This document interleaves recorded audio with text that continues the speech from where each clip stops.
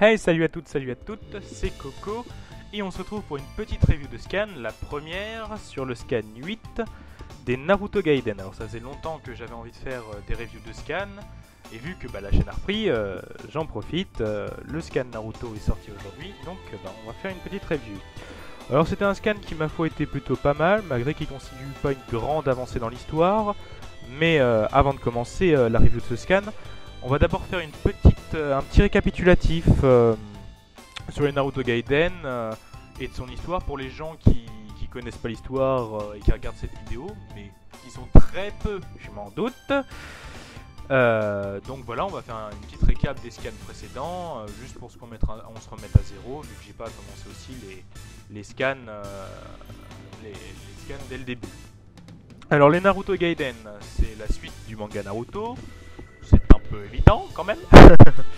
J'en avais très tôt entendu parler, mais moi je pensais justement que ça allait être vraiment axé sur la nouvelle génération et Boruto particulièrement, comme dans le prochain film, le dernier d'ailleurs qui va sortir, je sais plus quand exactement, Boruto Naruto the Movie. Mais j'ai eu une très grande surprise quand j'ai vu que en fait c'était plutôt centré sur... on avait toujours nos deux héros, quoi. On avait toujours Naruto et Sasuke. Naruto qui a enfin réussi à atteindre son rêve de Hokage et qui est devenu le Nanadaime, maintenant. Et Sasuke qui lui est toujours égal à lui-même. Et par rapport à cela, Boruto est justement plutôt mis en retrait par rapport à cette aventure des Naruto Gaiden, puisque, si je me rappelle bien, il est apparu que sur le premier scan. C'est vraiment génial de continuer. Enfin, moi je trouve que c'est vraiment génial et très intéressant de plutôt continuer l'histoire des Naruto de Gaiden par rapport à Sasuke et Naruto. D'autant plus que je trouve l'intrigue mise en avant dans ce Naruto Gaiden plutôt pas mal. Alors là, on retrouve Naruto et Sasuke, comme je l'ai dit, qui luttent contre une nouvelle menace, et cette nouvelle menace étant la personne de Shin Uchiwa, qui n'a rien à voir avec le Uchiwa d'origine pourtant, mais qui possède des dizaines et des dizaines de Sharingan partout sur son corps, sur sa tête, sur ses bras, et cela nous fait évidemment penser, bien évidemment, à Danzo, qui avait la même chose. Sasuke en fait même mention, car l'un des bras de Danzo, son bras droit, qu'il utilise dans le tome 51 pour pour utiliser l'Izanagi. Ce bras de Danzo lui vient directement du bras de Shin qui lui manque.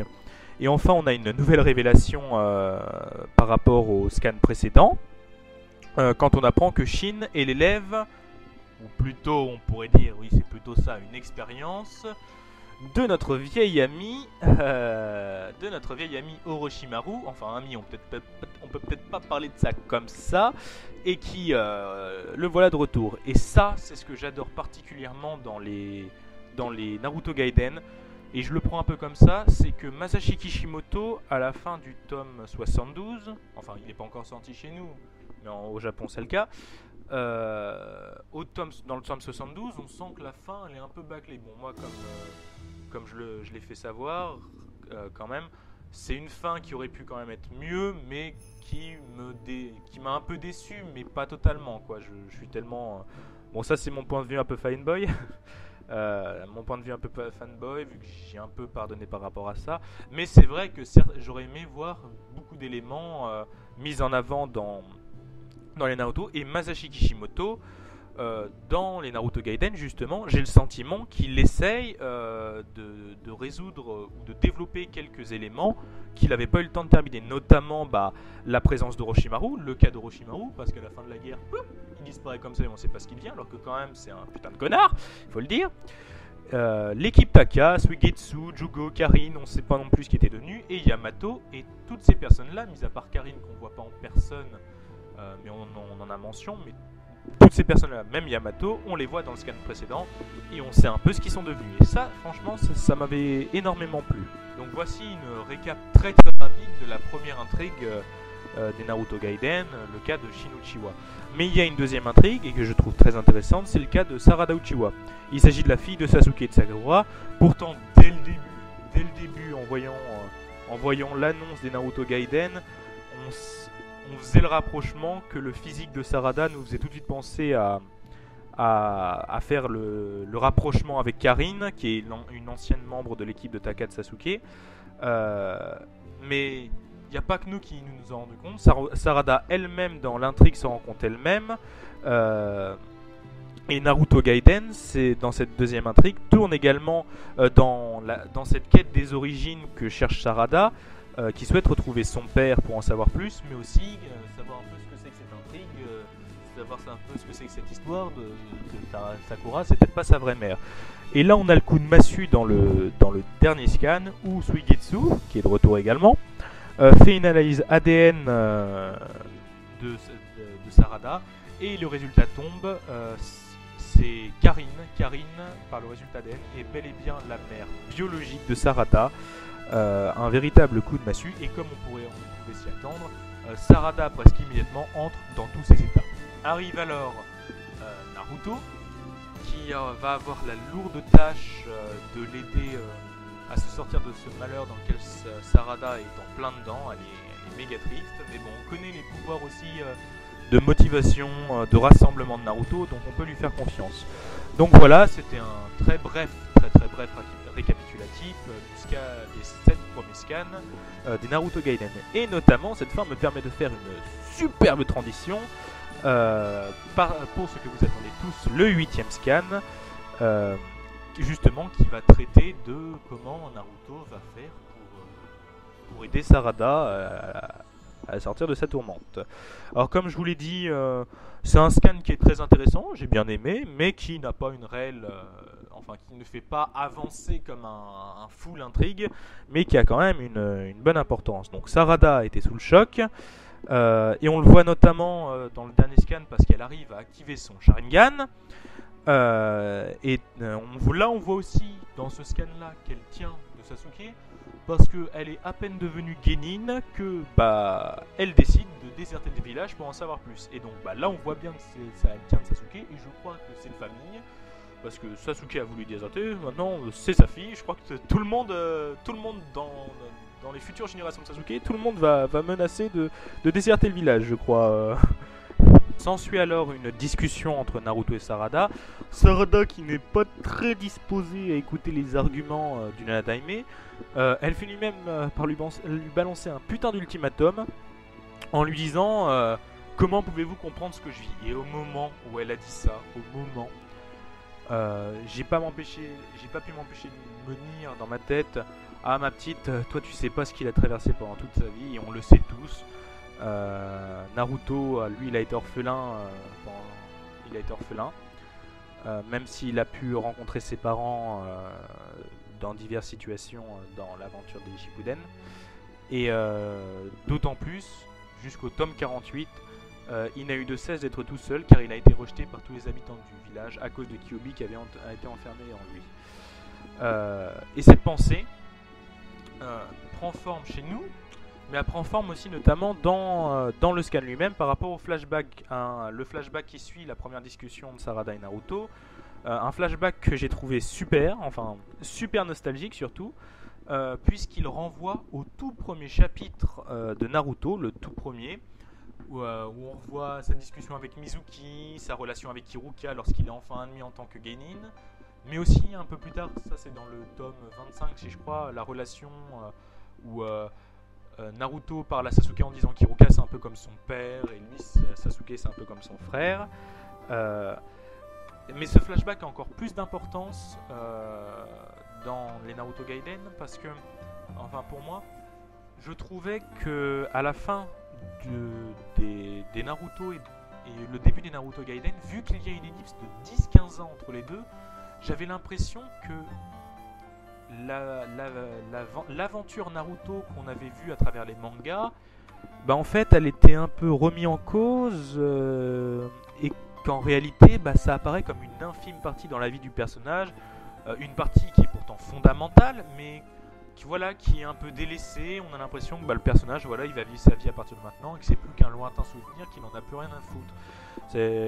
J'avais un peu ce sentiment là, et ce que j'ai trouvé génial, c'est que parce que Naruto dans les Naruto Gaiden se souvient de son enfance par rapport à cet événement, et ça m'a fait hyper plaisir car ce moment de sa vie, le moment de la vie de Naruto, n'a pas été oublié et reste présent même 15 ans après. Et j'ai trouvé ça hyper sympa et super. Après ce flashback s'ensuit une deuxième discussion dans laquelle Naruto essaye de convaincre Sarada. Et dans cette discussion, un thème classique de l'univers Naruto refait son apparition. Il s'agit de l'importance des liens. Et Naruto pose la question, un peu sous-entendu, quel est le plus important?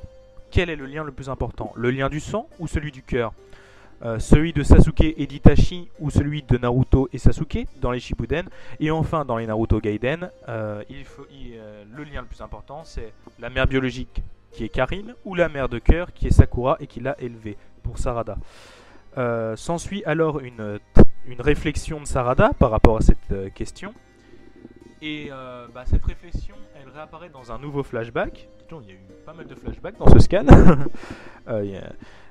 Mais pas cette fois par rapport à Naruto, vu que c'est Sarada qui pense. Ou cette fois, c'est Sarada qui est petite et qui s'interroge déjà sur son père par rapport à Sakura qui est présente pour elle. On a même eu un peu d'humour dans ce flashback et c'était bien marrant. Avec la petite allusion de Sarada sur les relations entre guillemets entre Sasuke et Sakura. J'ai trouvé ça sympa. Et c'est toujours difficile de s'imaginer ça entre nos personnages qu'on a suivis depuis le début. C'est un peu difficile de s'imaginer ce genre de relation. Et après, le flashback se termine sur une note hyper nostalgique qui m'a fait... oh là là, ça m'a fait revenir en arrière, mais j'ai trouvé ça, ça nous a fait revenir en arrière. Là où Sarada demande ce qui est mieux qu'un baiser, mis à part enfin vous voyez quoi, les relations. Et Sakura lui répond en posant sur son front 2 doigts et en lui disant je te le dirai la prochaine fois. Et là, on ne peut s'empêcher, tout le monde a vu le clin d'œil, on ne peut s'empêcher au classique désolé Sasuke, ça sera pour une prochaine fois, ou désolé Sasuke, c'était la dernière fois d'Itachi. Et j'ai adoré ce renvoi à l'aventure de Shippuden, c'était vraiment un beau clin d'œil. C'est d'ailleurs suite à ce clin d'œil qui prend de l'importance que Sarada prend enfin sa décision et décide de sauver Sakura, sa mère de cœur, qui, rappelons-nous, dans le scan précédent, a été enlevée par Shin. Naruto et Sakura finissent par retrouver Sasuke et Orochimaru, qui lui semble aussi prendre part à l'aventure et de se joindre à l'équipe. Je comprendrai jamais les motivations de ce gars-là. Ouais, franchement, jamais. Il a voulu détruire Konoha, il a voulu récupérer le Sharingan. Maintenant, on sait pas ce qu'il fait. J'adore ce personnage, parce qu'il est vraiment... j'adore ce personnage. Je le trouve bien conçu parce que c'est rare les personnages parce que j'adore comment il est bien construit, mais je le déteste dans l'histoire. C'est un personnage qui est sadique, c'est le personnage le plus sadique de l'histoire, et je ne peux pas le saquer. Mais c'est vrai que son petit défaut, c'est qu'on ne sait jamais vraiment quelles sont ses motivations et tout. Et là, maintenant qu'il fait partie un peu de l'équipe, bon, c'est pas l'explication que j'aurais trouvé plus sympa. J'espère qu'on va avoir une autre révélation par rapport à Orochimaru qui va prendre tout son sens. J'aimerais bien qu'il nous révèle par exemple son nouveau plan, s'il a un plan en tête, j'aimerais bien qu'il le révèle. Et après ce petit moment de doute sur Orochimaru, on a une révélation. Sasuke sait où se trouve Shin. Shin se trouve avec Sakura dans une dimension de Kaguya. Alors à ce moment-là, j'étais un peu mitigé. Sur ça, me dire bon voilà, tout nous ramène à Kaguya et c'est un peu gonflant par moment. Alors que bon, Kaguya, on n'en a pas beaucoup entendu parler avant son apparition. Voilà, on a entendu parler pendant la guerre ninja et elle n'a pas été mystifiée comme Madara quoi. Madara, c'était limite comme Hashirama, c'était l'ennemi ultime. Et c'est vrai que Kaguya, elle est dans la légende des shinobi, elle a une place plus importante que Madara, mais elle n'a pas été mise plus en avant. Et c'est vrai que c'est embêtant, par rapport à ça, de se dire que Shin, on relève encore le niveau, quoi. Forcément, il est obligé d'être légal de Kaguya. Bon, aussi je peux comprendre parce que si on sort un ennemi qui est moins fort de Kaguya, ça ne donne pas trop envie de le suivre, sachant que Naruto et Sasuke sont devenus tellement balèzes que bon, maintenant, s'ils n'ont pas un ennemi à la hauteur de Kaguya, voilà, ça fait pas de punch. Mais dire ça, voilà, ça montre la puissance, le niveau de puissance de Shin, parce que le gars quand même est capable d'ouvrir ce genre de dimension, une dimension qui avant ne pouvait être ouverte que par Kaguya, et pour que Sasuke puisse l'ouvrir, il en avait besoin. D'ailleurs, en parlant de ça, juste après, on a l'instant badass du scan, où Sasuke éveille son Susanoo en forme parfaite. Et là, j'ai eu un autre point mitigé, malgré que là, tout le monde est ébahi par rapport à la puissance de Sasuke. Sarada voit la puissance de son frère. Et comment elle s'appelle, Chouchou, voilà Chouchou qui elle aussi, voilà là, elle est émerveillée par cette puissance. Il y a eu un petit point avant ou après, je sais plus exactement, où il y a une, oui non c'est avant, où j'ai été un peu mitigé, où ça a été plutôt de l'incompréhension. C'est le fait que Sasuke devait recharger ses yeux. Parce qu'il me dit à un moment, ouais, je pouvais pas utiliser ma technique tout de suite parce que j'avais besoin de me reposer et de me recharger. Alors là, j'étais pas tout à fait d'accord parce que Sasuke, il a le kaléidoscope hypnotique éternel et il a le Sharingan, c'est comme ça que je l'appelle. Donc, normalement, il devrait pas y avoir de problème. Il devrait pouvoir l'activer. Par exemple, Madara, lui, il a aucun souci. Mais d'un autre côté, on peut mettre en relation par rapport au chakra. Le chakra de Madara était tellement énorme et on peut supposer qu'une telle technique qui est tellement puissante, une telle technique doit consommer énormément de chakra. Et ça, on peut le comprendre. Et donc, là, c'est compliqué. Il aurait peut-être fallu une explication supplémentaire en disant, voilà, et comme ça, il consomme beaucoup de chakra, donc j'avais besoin de me reposer. Donc je pense que ouais, ça devait être l'explication. Le problème de cette explication est que depuis le scan précédent ou dans le deuxième scan, j'ai un peu de mal, c'est que j'ai l'impression que nos deux héros se sont vraiment affaiblis avec le temps.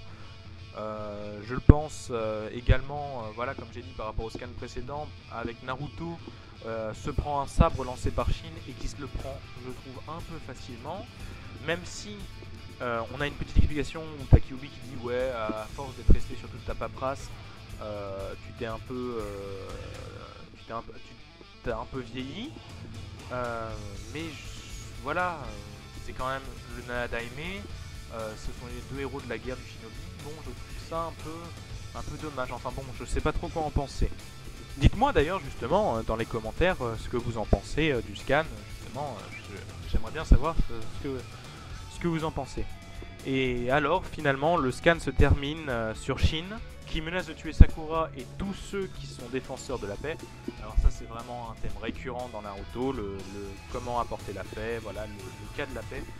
Bon, c'est vrai que c'est un thème qui peut nous paraître redondant, mais au moins Michi Kishimoto, sur moi, a le mérite d'essayer de traiter ce genre de notions qui, ma foi, sont pas très simples. C'est vrai que beaucoup ont accusé Masashi Kishimoto, bon, je suis d'accord, d'avoir pas su trouver une réponse à comment apporter la paix et tout. Il a trouvé une réponse un peu à la shonen, c'est-à-dire, bon bah, je trouve le héros se trouve en face d'un ennemi qui menace la paix, je dois le tuer, et grâce à ça, je dois le vaincre plutôt, et grâce à ça, j'apporterai la paix en ce monde. Mais bon, il faut quand même se rendre compte que Masashi Kishimoto, dans son manga, essaye de trouver une réponse comment apporter la paix, une question qui dure depuis plus de 2000 ans, quoi, quand même. Donc il faut pas, enfin, il faut être indulgent par rapport à ça. Et de l'autre côté, on a Sakura qui s'apprête à bien marteler la gueule de Shin à bon gros coup de poing.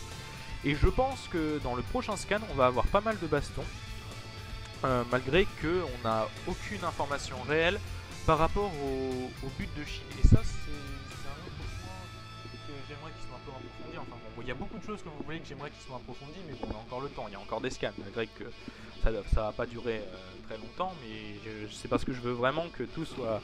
J'aimerais bien que tout ce qui manquait d'être approfondi soit approfondi.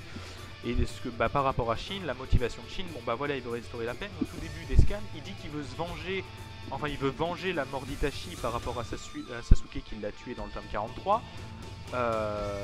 Et là, on n'a pas de réponse pourquoi est-ce qu'il est si... Il est si... enfin, pourquoi est-ce qu'il veut tellement venger la mort d'Itachi? Bon, Itachi, si tu connais son passé, il y a moult de raisons pour vouloir le venger. Mais vu que Shin, à part entière, c'est pas un Uchiwa, on se demande pourquoi. Donc voilà, c'était le scan 8 des Naruto Gaiden. Un scan qui donc a été très sympathique, que j'ai bien aimé. N'hésitez pas à donner votre commentaire si vous avez bien aimé. Ça m'intéresse vraiment de savoir ce qui vous a intéressé dans le scan, ce que vous avez aimé, votre analyse par rapport au scan, tous les retours par rapport au scan, et pourquoi pas dans les commentaires, si vous avez des hypothèses à formuler, des trucs comme ça, pourquoi pas lancer un débat dans les commentaires, ça serait très intéressant, et moi ça me ferait beaucoup plaisir de parler de ça avec vous. Donc voilà, c'était le premier épisode des reviews des scans. Ça sera pas le dernier. J'essaierai de continuer les scans par rapport à leur sortie. On se retrouve très vite pour des prochaines vidéos qui vont arriver très très vite. Et aussi par rapport à la prochaine review de scan. Profitez bien de Naruto. Et voilà. Allez, salut!